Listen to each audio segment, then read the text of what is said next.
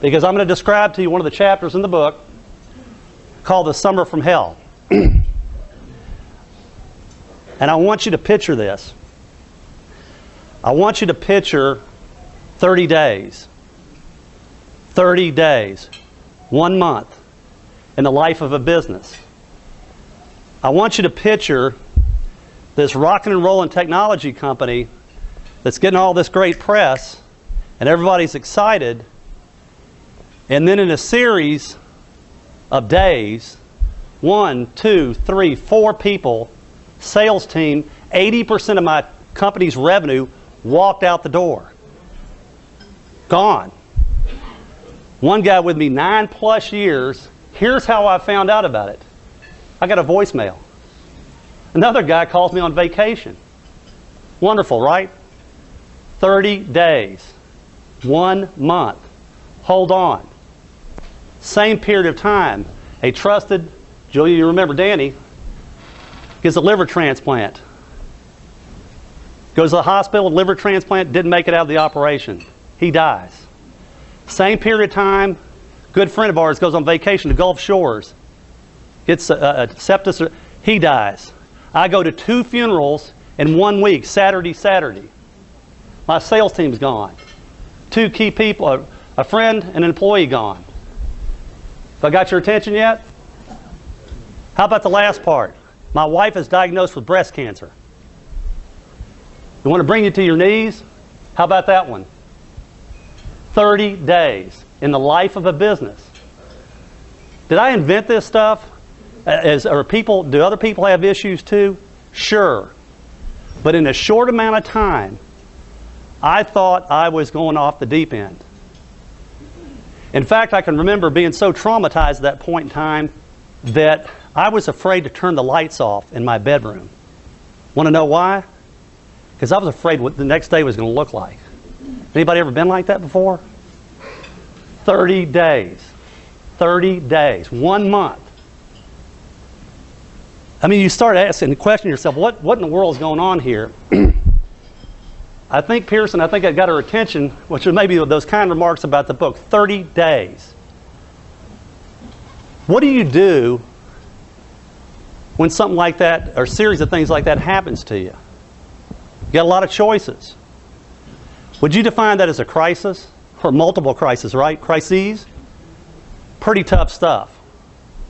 But I think at this moment in time, you make decisions about the kind of person that you are, that you need to be, and how you can figure out a way to move forward. Write this one down as I go to the next part of it. Dr. McDonald, I'm sure you'll appreciate this. Here's the first tip. Pray every day. You cannot get through this alone. Pray every day. Write that down. No matter what business strategies are out there, write that down. But here's another thing, though. From a business perspective, since that's why we're here as a luncheon and everything, from a business perspective, what can crisis do for you, though? Do you fold up the tent? Woe is me, the 80% of the team's gone. You know, hang out at a bar, drown your troubles, whatever you choose to do. Does that make sense? Maybe for the guy that owns a bar, maybe, I don't know. But for you, what do you do? Here's some interesting things that happen to us. I think crisis creates opportunity, because here's what happened with us.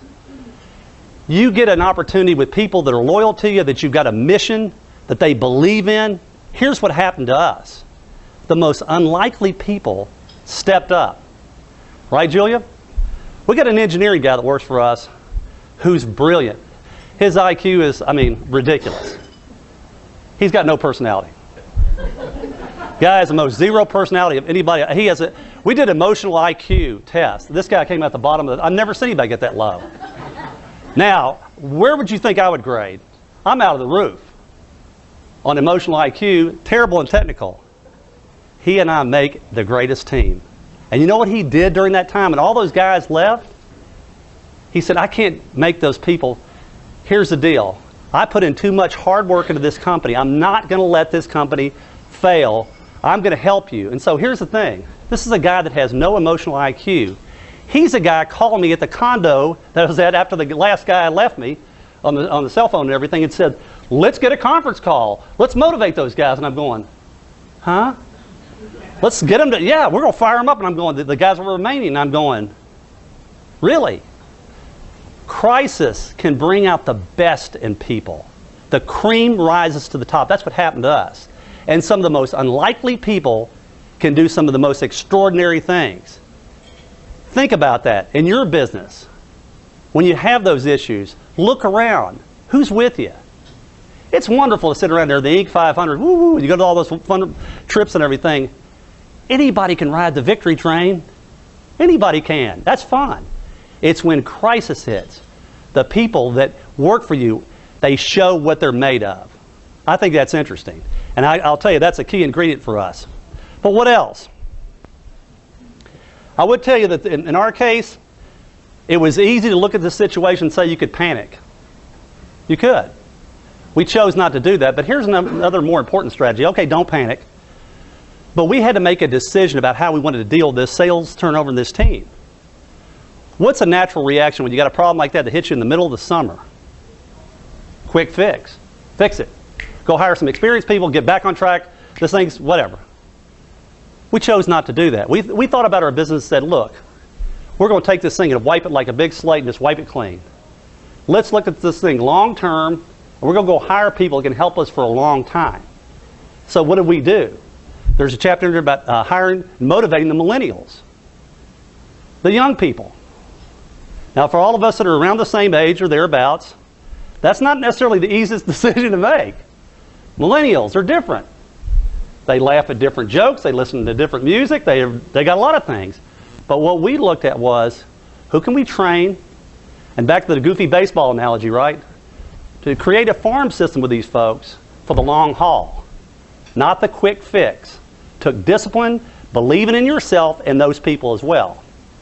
But that was the key to it, is that you got a problem, don't try to fix it just like that. Quickly, try to make this thing go for the long term. And it worked very, very well for us. Also, obviously, as I mentioned, don't panic. But you know what's interesting about business? Business can be many times, it's products and services, but it's also a head game, isn't it? So as we got into this thing of hiring these people back in 2007 and redoing the whole company to a level, we also ran across this annoying thing you may have heard about called the recession. Anybody go through that a little bit?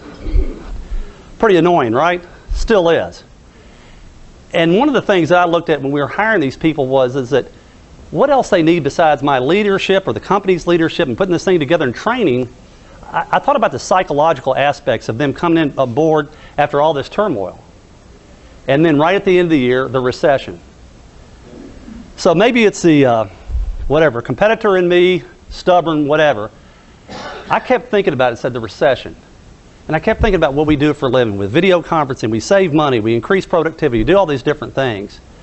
Okay, here's the deal. Every time we had a meeting, I said, here's the motto. For 2008, we're going to choose not to participate in the recession. I'm really sorry for those banks. I'm really sorry for all those other folks that did. Actually, not sorry for some of them because they misled people, but whoever, I'm not in that business. I got to focus on what I'm in business to do, which is to save people money, increase productivity, video conferencing. Julia, remember that? And I would annoyingly walk down the hall, kept saying, choose not to participate in this session. Everybody, oh, what was me, what was me? No. We're not going to participate. Did you hear the thing on the radio? Nope, didn't hear it. I got sports on. I don't know what you're talking about. We're saving people money. We're going to build this business back. We're going to do it aggressively because we got something that people need. And we're going to get it to them. So guess what happened the next year? Brand new sales team. 2007 to 2008, we went from 11 million to 14.5 in 1 year. And we chose not to participate in this session. We focused on what we did well. And here's a goofy, plain vanilla thing.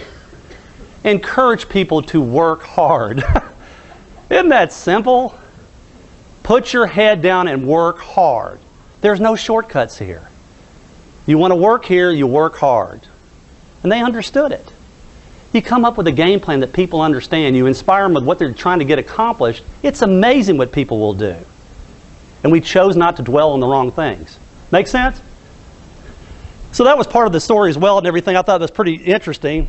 And the other thing too is, when we did, because we're not a perfect company, when we did run into issues with a brand new team and otherwise, Dick, you went through this. You don't run around having separate meetings with people and all these kind of things.